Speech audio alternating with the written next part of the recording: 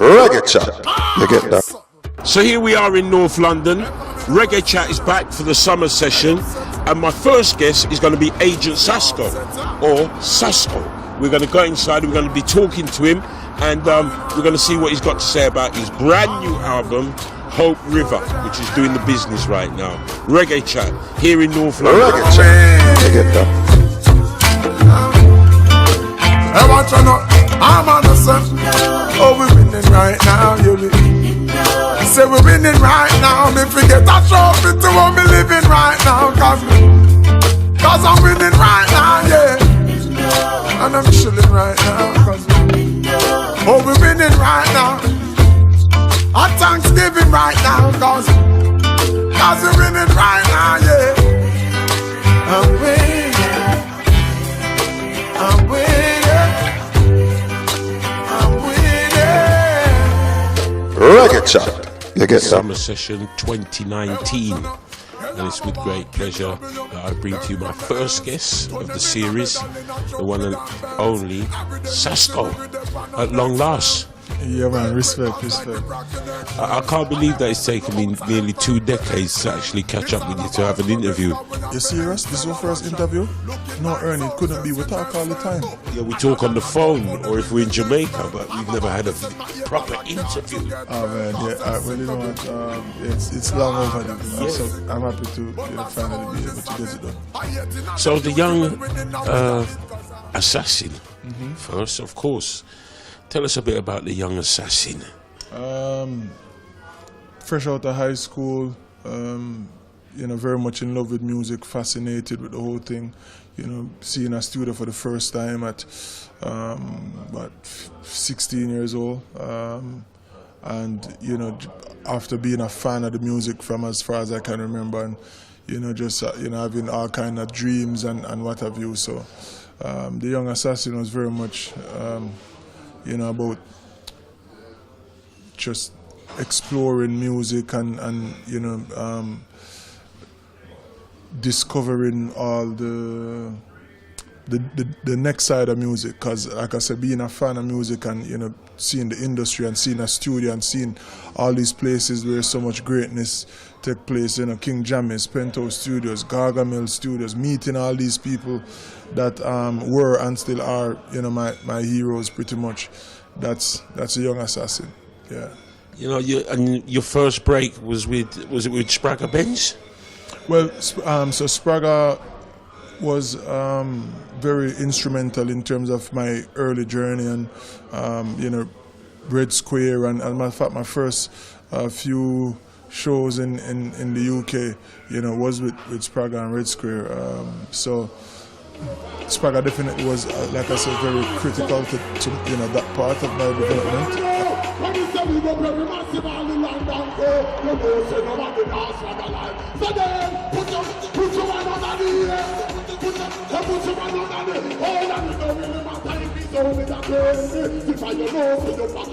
To put it this way, my first few shows in the UK was with Red Square and Spragga.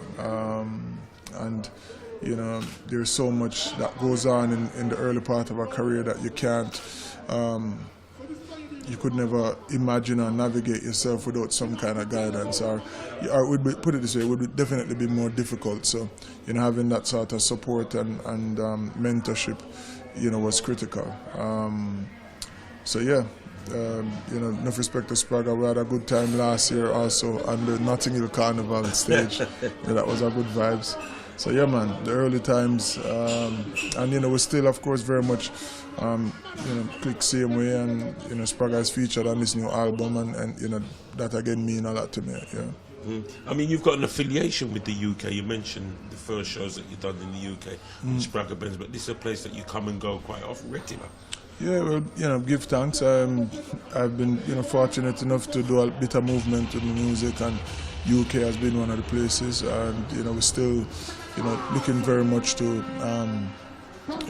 fine tune, our focus, and maximize the potential in all of these territories, and UK is a main one for sure. If I can touch on your family, because your mum is a Christian lady who's no longer with us. Yeah, like my mum, and your dad was in the military. I read. Yeah. How come you got into music from a Christian background and a military personnel? They weren't too pleased for you to get into music, were they? No, man, not necessarily. I mean, well, first of all, Christian background, Christianity and religion and church and everything go with music same way. You have to sing in a church every week, don't? Mm-hmm. And then, you know, my father was very much a lover of music himself. He had like, up to now, like a lot of LPs, you know, stored in you know, all over the place, and you know, turntables and, you know, music box and everything there. You know, my mother was most concerned with the fact that I was still in school while going to studios. I was in sixth form and, you know, had exams and thing, and, you know, coming on home all kind of hours a man and them things. So that was a real issue with it, you know, with me pursuing music at the time, and understandably so. But, you know, otherwise, you know, I had their support. It was very much something that I've been doing from I was, you know, 4 and 5 years old. So it was known that, you know, I had this ability, and, you know, they encouraged me to explore it, and I thank them and I love them for that. How did the name Assassin come around? Because that's like a lethal name for an artist. artist. Well, lyrically lethal, you know. High school, they don't know. Beat the desk, clash after school kind of thing. So it was Lyrical Assassin, really. Mm-hmm. And then, yeah, it stick. And then 2001 came around, and 9/11, and then all of a sudden, you know, a name like Assassin just felt like it had a little bit more gravity to it, you know. Yeah. So, and then, you know, for that and other reasons, I saw it necessary to pursue, you know, some kind of alternative. And then the more I grew, the more I realized that, you know, my shifting or my evolving ideals and perspectives just never match with the name Assassin exactly anymore. So, you know, we made the transition. To Agent Sasco? Yeah, well, Sasco is really a derivative of Assassin, so I don't feel like I've left it behind. It's, you know, because people used to call me, well, especially like it started with Sprague actually, would call me Sasco as kind of like like I say, a variation of the name Assassin. So it's still very much a, you know, a part of the program. So And your first big studio break, I know, Assassin. You know, well, here's the thing. What's interesting about my journey is that my first break was not necessarily a big studio break. It has always been a gradual situation. So, the first time I recorded in a studio was John, I think 99, the summer of 99. I still had a year of school to go, and it was like 2-3 o'clock a.m. King Jammy studio. Of course, you have to get them hours there when dog asleep, because you're a young artist, you know what I mean? Yeah. And it was Suku from War 21 who actually, you know, did the recording of the session. And it's a song that I doubt you'll ever hear, but yeah, so that was my first time in the studio. And then, you know, from there, you know, you record over here, so you record this one, you know, you go on, you know, pretty much the internship. And then, you know, thankfully it never took too long for, you know, a little momentum to start develop. And like I said, you know, being linked with Sprague Benz and what have you, and Sprague introducing me to a lot of producers, you know, really, you know, helped to shorten that time, I would imagine. Yeah. The first song that started to get some commercial success in Jamaica was, well, a radio success rather, a song called To Make Money, produced by Troy McLean and Garfield Hamilton, Full Moon Rhythm. To make money, you know, that's the plan. Like, that's the first song that, you know, started to make some noise. And then, as a matter of fact, there was a song before that called How Forget It. Well, money there, yeah, you just have to know how forget it. It never really did, you know, great radio-wise, but industry-wise, like, you used to get played on the radio and thing, but like industry-wise, like a lot of people were like, yo, I wish you would this, you know what I mean? So even Bounty Killer, first time I met Bounty Killer, that was the song he was talking about, like, you did that tune, the Ray, big up True Blues, the youth who produced it, he used to there in the UK, yeah. And so yeah, so like it was, that was an industry kind of underground tune up, you know, people around the industry. So I said, yeah man, the youth are tough. And then by the time To Make Money come around now, you know, that was more like a, you know, radio hit song and make it way into the dance them, and then, you know, from that, you know, oh, we roll on some tune where people start to say, oh, yeah, that you tough. Yeah, man, you know, the Youth Uprights program, man, yeah, but, yeah, I mean. But what's it like, you know, coming out of high school and all of a sudden, you know, you're hearing your tunes playing on the radio and your name is starting to call? Well, it never felt like all of a sudden, you know, to be honest, you know, like I really feel like, you know, it's been such a dream from as early as I can remember, and, you know, starting to go to the studios and things like that is like, you know, you're doing these things and you're expecting results, and so it never really, you know, like I said, feel like a long time.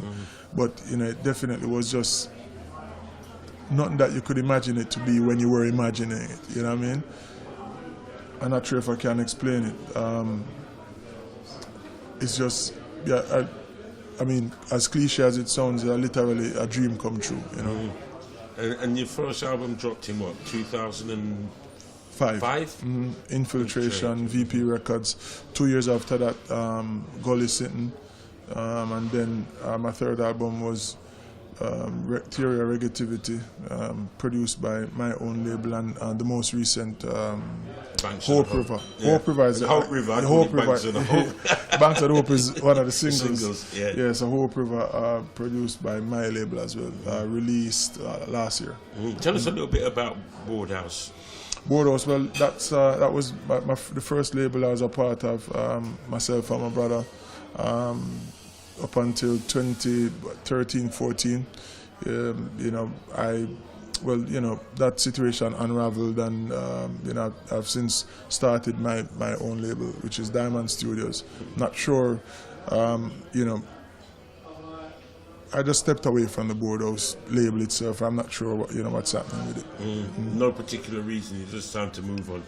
Well, I mean, reasons that I don't care to get into, right. You know, but let's just say I started my own thing, and you know, we had some success with Boardhouse, definitely.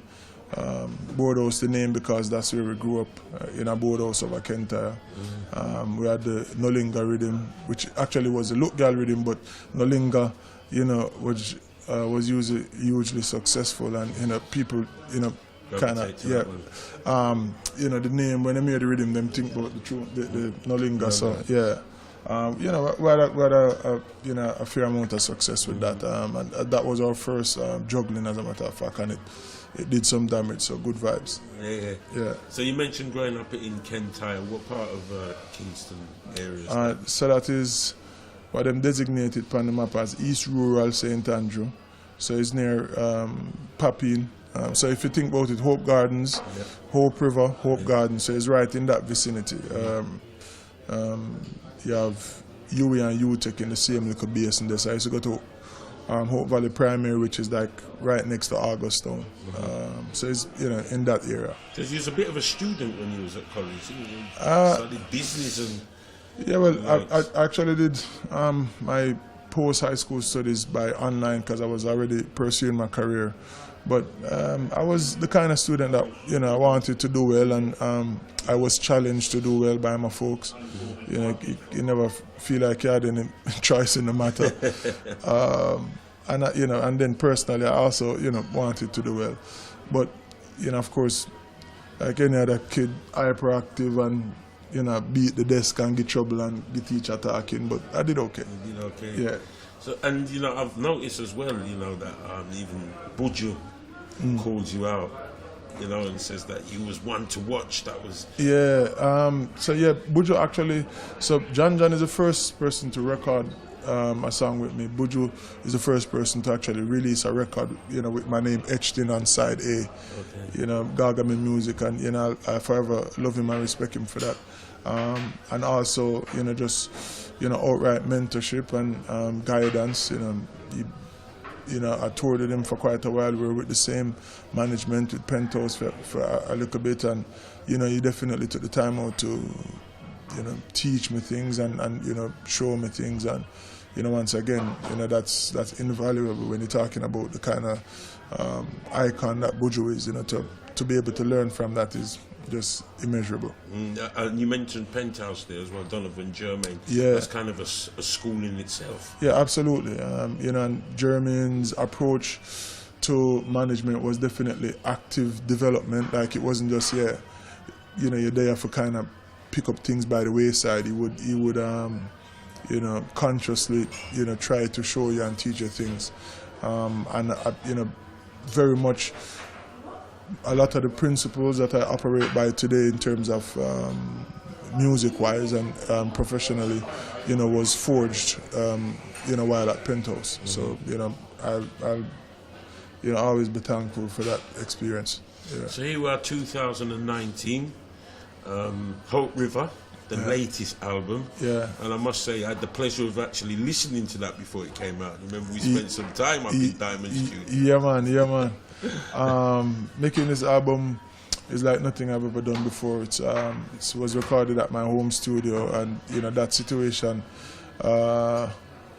is like, for me, being able to record when you want to record and when you're feeling creative was just a new experience. Otherwise, you'd have booked time, and who knows what vibe you'll be in when it's time to actually record. So, having that situation definitely helped the texture of this album, and I think it definitely comes across in the music. It's just more sincere, and people feel it in a deeper way, I guess, and relate to it on another level. So, yeah, it's powerful. Is it a situation? I know what it's like, when I go to my own personal studio. Is it a situation where you might get a vibe in your pajamas and just run down to Absolutely, yeah. I'm in there recording in my pajamas all the time. Dub plate in my boxers, all of that. Yeah, and it's a next level of comfort too. And then most importantly, I get to spend time with the kids. Yeah, they appear on the social media quite regularly. Yeah, I'm in there working, and they've come back from school and just, hey, Daddy, what's up? That kind of thing. Where I get to, spend more time with them. That's also invaluable. So, it's a win-win. You've got artists on there like Dre Island. On the album. Kabaka, Pyramid, Spraga, Ben, Stoneboy, and then we have a song with like half dozen people or more. Queen Ifrica, Tony Rebel, Chevron, Tasha Alexander, Ja Vinci, Romy and Virgo, Wayne Marshall, who else again? BSC, TOK, I don't want to phone nobody, Major Hype. Who else again now? You've left out Glacier, what on Glacier Robinson? That's who I want. What on man? We're not done yet. Glacier Robinson, Savannah, Tessan Chin. Ooh, yeah, we went in. It's a big collaborative effort. Yeah, absolutely. Music. I think music is best when shared. When you're sharing with other creative people who love the art form. It's where I like to be about. Glacier Anderson, am I pronouncing? Robinson, am I pronouncing that? Yeah, man, Glacier Robinson. Tell us about, because I've never heard of her before, apart from on this track, Mama. Oh, you're serious? Never. All right, so Glacier Robinson, backstory. My mother, as you said, was a Christian and used to listen to this radio station, Love 101 all the time. It's a Christian radio station. As a matter of fact, when I was in high school is when they just started it, so it was like a thing, a big thing. And there was a gospel talent competition, and Glacier Robinson won the competition with a song that just felt totally different from anything that was happening in gospel and reggae at the time. It felt almost like a country and western song. Hold my hands today, lest I fall. Guide my steps all the way. Never hear that song there? No. Jesus and peace. We're not spiritual here in the UK. That may I get to realize. Anyhow, my mother was definitely a fan of Glacier Robinson, and when I was putting together the Mama Parade tribute to my mother, it felt like Glacier Robinson needed to be a part of it, you know what I mean? And so Tara, my manager, reached out to her when she came to Jamaica for the Reggae Sumfest launch, actually.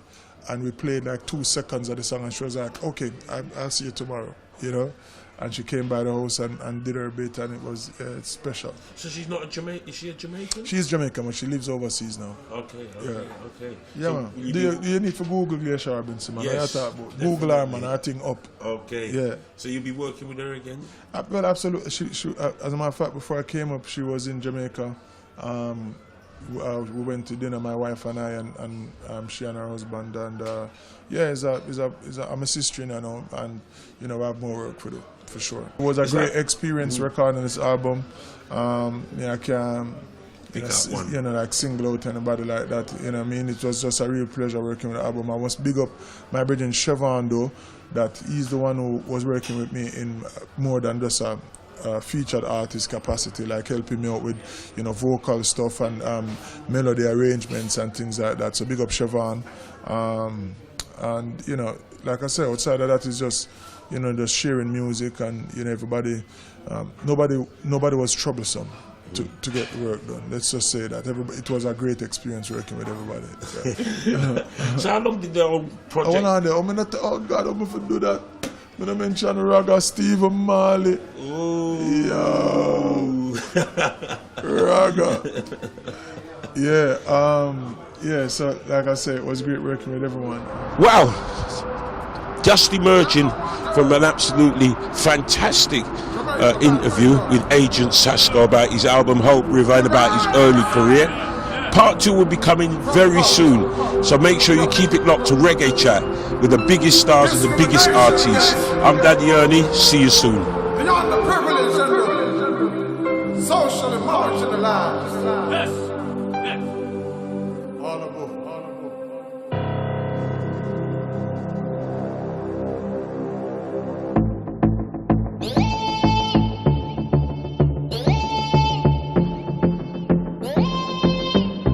All aboard.